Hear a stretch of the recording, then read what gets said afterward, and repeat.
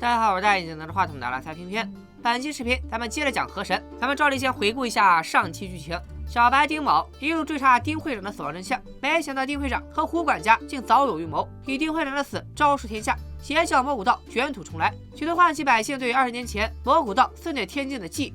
如今老河神失踪，胡总管入狱，小白心系师傅，丁某接管草原商会，魔古道教主连化清急需寻找20年前魔古道制造的信仰之源圣童。可这圣童是谁？到底有啥用？丁某和小白又将如何应对？咱们这就往下看。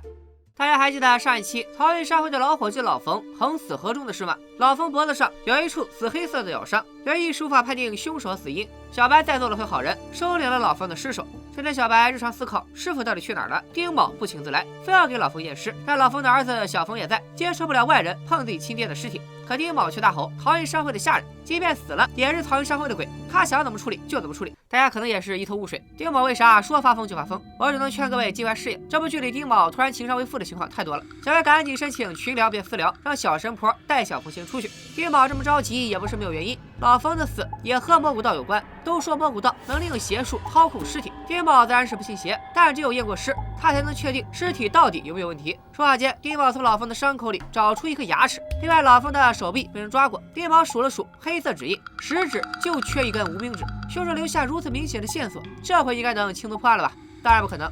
小白拿起老和神的烟枪，再次点烟变冤，用牙齿做对比，想推断出是谁下此毒口。一颗粗糙无光的牙会属于哪类人呢？饭店跑堂的伙计平时少不了偷吃，孕妇要补充营养，牙齿肯定都健康有光泽。屠夫杀人可以用刀，犯不上用牙咬。小白排除了一圈各行各业各式各样的活人，都没有这种牙齿。这样一来，牙齿的主人只有一种身份。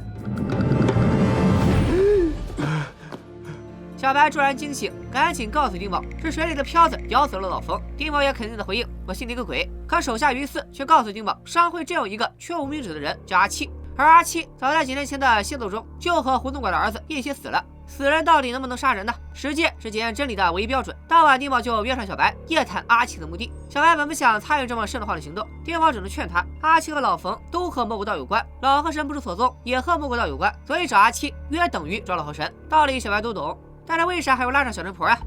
去坟地搞事情自然需要神婆驱邪，小神婆体力好，还能兼职挖坑。三人开棺一看，阿七的尸体果然不见了，7个棺钉却完好的放在里面，棺盖上还有盗墓贼专用工具3指销的痕迹。棺钉放在棺材里是天津本地盗墓贼的规矩，意在告诉同行，这个墓已经被洗劫一空，同行无需再费力气。三人赶紧分析，棺材里除了尸体，还有什么东西被盗墓贼带走了？正说得起劲儿，远处突然响起敲锣的声音，他们仨也没时间忌讳，只能暂时走进棺材里。没想到来的竟然是一队清代阴兵，对着棺材念回回回，跟谁装神弄鬼呢？小和珅随手捡起石头就砸，谁知想阴兵个个是弱鸡，全被砸跑了。大家别怕，说是阴兵，实际上就是一群热爱 cosplay 的盗墓贼。小白丝毫不担心盗墓贼逃跑，他们盗完墓要销赃，只能去一个老地方，那就是鬼市。为了打探消息，小白先从丁某手里讹了几块大洋，给小神婆买了个玉镯子，顺便向老板打探哪一派的盗墓贼会打扮成清澈的阴兵。老板往上一指，三人就顺着老板指的方向找到了盗墓贼的据点。只是这盗墓大哥软硬不吃，不要钱不开打，一个不高兴就摇人。月黑风高，谁也看不清暗处有多少盗墓贼。小白拿起小神婆做法用的返魂铃，让小神婆照他指定的位置打。哎呀！盗墓贼碰上小河神，这点障眼法根本不够瞧。盗墓大哥只能老老实实回答问题。丁某先发问：漕运商会每年都给盗墓贼一笔辛苦费，让他们别动商会的墓地，为啥盗墓大哥不守规矩？盗墓大哥也很无奈。前段时间商会有人拿钱找上他，让他把阿七的尸体偷出来，再把棺材原封不动的放回去。只可惜盗墓大哥在鬼市待得太久，眼神不好，他记不清安排他干活的人叫啥名字长啥样，只记得对方穿了一条橡胶防水裤。小白顿时想起老冯死的时候也穿着橡胶防水裤，裤兜里还有一个漕运商会的身份牌。之后丁某告诉小白，漕运商会每个员工都有身份牌，与火7拉针的颜色代表身份和等级，白牌代表家里的下人，蓝牌代表码头工人和水手，红牌代表打手护卫。胡总管这种高管级别的拿银牌，只有丁某拥有漕运商会唯一的金牌证件。老冯是家里的下人，拿的是白牌，不是蓝牌，他不需要做沾水的工作，为什么死的时候却穿着橡胶防水裤？再说了，一个下人哪来的钱雇盗墓贼呢？二人还没理出头绪，吃早饭的时间到了。小冯一直寄宿在小白这里，也跟着小神婆一起盛饭，看着其他人撕着油条，吃着倍儿香。小冯突然想到老冯在水中挣扎的一幕，他吓得跌坐在地，竟然说老冯是被河妖咬死的。丁某急迫地问小冯想起了啥，孩子被吓得躲进了小神婆的怀里，只会重复河妖2个字。原来事发当晚，老冯穿着橡胶防水裤，鬼鬼祟祟地来到崔老大的码头。小冯好几天不见老爸，想看看老冯在搞什么鬼，知道水面有波动，老冯才让儿子藏好，自己去看看。结果老冯不知道被什么东西直接拖进了水里。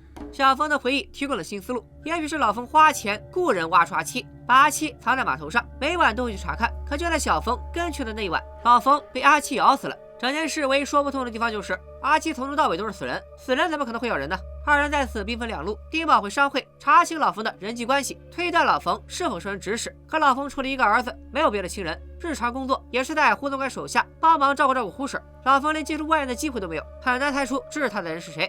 丁宝来到胡总管的房间，胡婶并不在家，他在房间内四下看了看，在胡总管儿子的遗像后，发现了一小包成色不明的黑色粉末。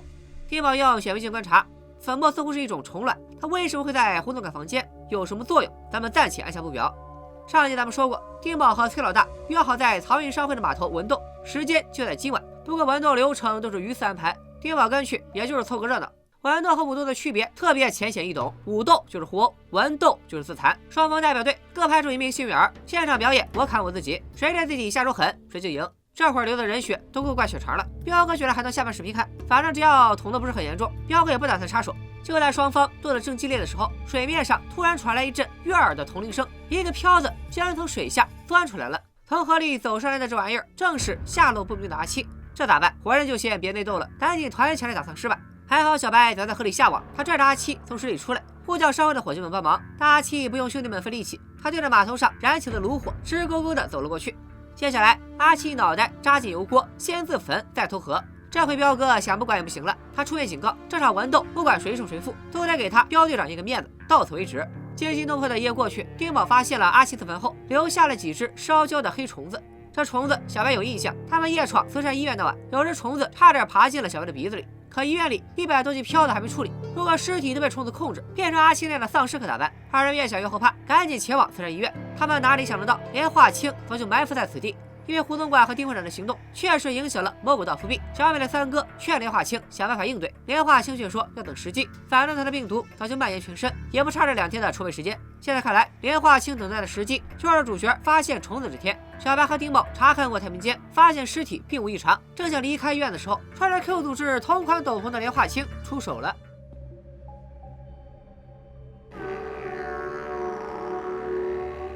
100多具尸体纷纷被连化清唤醒，变身蘑菇道的丧尸军团。丧尸不怕疼，也不怕死，他们纷纷从2楼垂直降落到1楼，追逐着小白丁宝，企图把他们变成同类。可谁能想到，丧尸成群的医院里还有一个小房间在上演回刺的诱惑。医院的护卫正和女友在创造生命。小白丁宝慌乱之中，只能随便找个房间躲躲，结果不仅破坏了人家的好事，还直接导致有情人终成丧尸。丁宝和小白继续医院逃亡，又被他们发现一间秘密实验室。丁宝的专业技能终于派上了用场，他拿着各种化学药品一顿捣鼓。小白趁着功夫找到了实验室里的密道。当丧尸们走进实验室，只有一个惊喜在等着他们。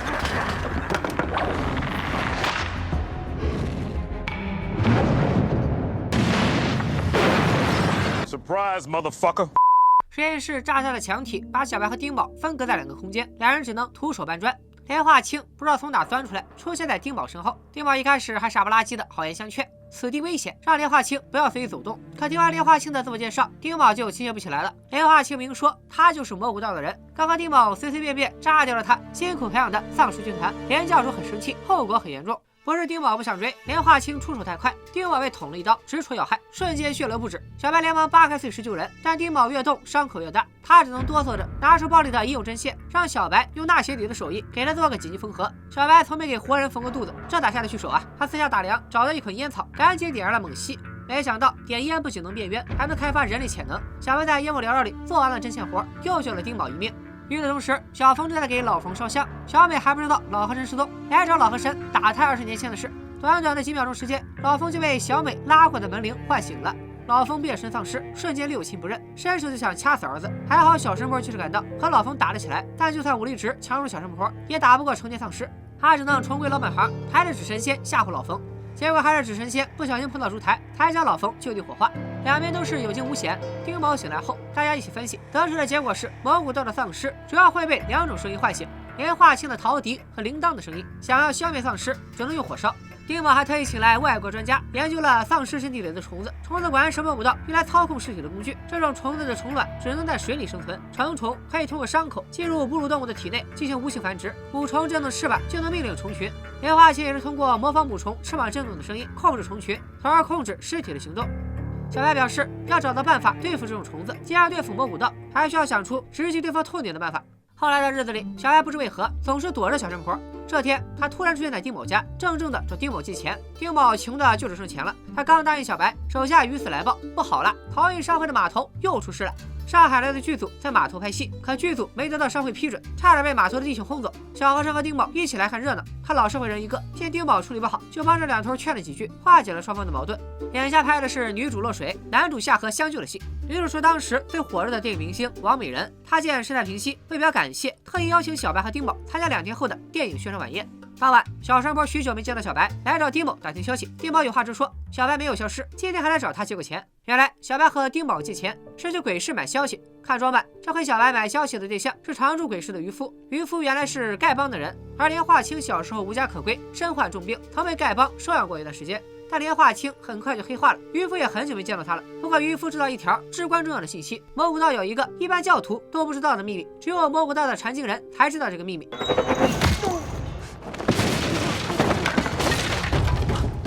渔夫惨遭灭口，只留下传经人3个字。这传经人姓甚名谁？他到底掌握着什么秘密？唯一知情的人死了，小白又该去哪儿查呢？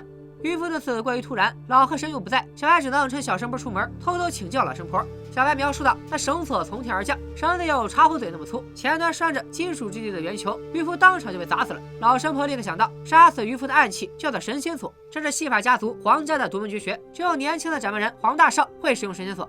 小白来到黄家，得知黄家的掌门人黄大少会在电影宣传晚宴上表演。与此同时，小神婆想见小白，小白想搞大新闻，2个姑娘来求丁某带他们一起去电影宣传晚宴。丁某欣然答应。为了体面的参加晚宴，小美还给小神婆准备了一套时髦的连体裤。接下来晚宴时间到，小神婆终于见到了小白，她发了一通脾气，让小白3言2语哄好了。丁某和小美不想当电灯泡，刚要换个地方聊天，大明星王美人就过来打招呼，这回可尴尬了。王美人不仅是电影主演，还是本场晚会的主持。他接了本场第一个节目，黄大少登台表演逃脱术，魔术中困住黄大少的绳子就是杀死渔夫的神仙锁。随后黄大少走进柜子，王美人再打开柜子，黄大少早已消失，只留下一柜的鲜花。这种魔术糊弄普通观众足够了。王美人借着给观众送花的时机，朝小白狂抛媚眼，小神婆则躲到后台吃飞醋。可就在最热闹的时候，宾客们突然尖叫着四处逃散，见证奇迹的时刻变成了见证命案的时刻。事发突然，小神婆听到后台2楼有响动，连忙上去查看。等小白察觉到不对劲，赶到后台的时候，小神婆已经晕倒了。小神婆在睡梦中想起，她上楼时看到一个光头，对方朝她撒了一把香粉，然后她就晕倒了。小神婆晕倒前看到的最后一个画面就是光头拿着箱子走了，但小白和丁某都没看见什么光头大汉，这也太奇怪了，一个大活人怎么可能凭空出现又凭空消失呢？丁某和小白、小神婆齐聚黄大少的灵堂，想给黄大少验尸，这样就能知道黄大少到底是死于演出事故还是谋杀。可黄大少的母亲黄老太太不愿别人动儿子的尸首，3人只能自觉离开。其实黄家也在怀疑黄大少的死因，他们的做法是和报社合作，让凶手直接来找黄大少的弟弟黄二少一战。江湖中人讲江湖规矩，凶手如果是江湖人士，看到新闻一定会应战，但报社社长却想把事情搞大。他劝黄二少，与其强硬的找凶手应战，不如搞点噱头出来。凶手一天不出现，黄家就爆出点江湖中的猛料，逼着所有江湖人士一起帮黄家找凶手。这么做虽然不合道义，但黄二少还是默认了。小美在门口听得真切，立刻就把黄家登报约战的事告诉了丁某。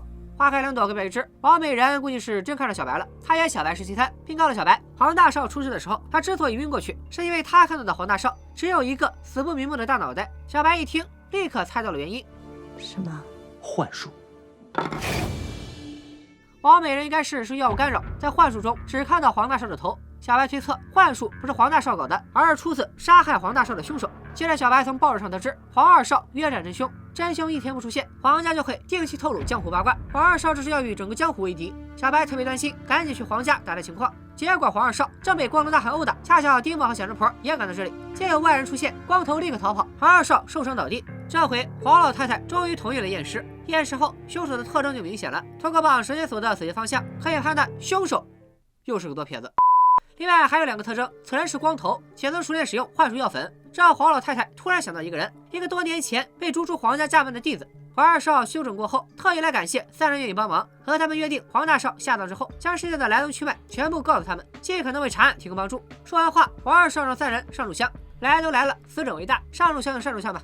小白当晚就去找盗墓大哥询问光头的背景。盗墓大哥说，光头离开黄家后卖过一段时间药糖，但是他卖的药糖不知道有啥问题，孩子吃完就发疯。后来光头不敢卖了，也没人知道他的去向。盗墓大哥的小弟倒是见过光头，他的光头住在城郊的芦苇地里，基本不进城，所以很少有人知道光头的行踪。与此同时，小神婆也打听到了光头住在哪，和丁某一起前往芦苇地。路上，小神婆告诉丁某，他小时候曾被人贩子掳走过，是小白救了他。不过从那以后，小白对小神婆的态度就不像从前一样亲近了。可就在他们一起找光头的时候，黄二少居然人间蒸发了。更令人惊讶的是，彪哥竟然认真破案了。彪哥一通分析猛如虎，殊不知人家小白和丁某早就连凶手是谁都锁定了，这会儿正在去找光头的路上呢。所以光头到底是不是谋杀黄大少的真凶，又是不是他绑走了黄二少？案件谜团重重，只有找到光头才能解决。另外，小神婆小时候究竟被谁掳走？小白救人时又看见了什么，导致他小神婆之间一直有某种隔阂存在？连划清一心教者的传经人又是谁？本期视频点赞过5000，3天之内更新和申下一期。拜了个拜。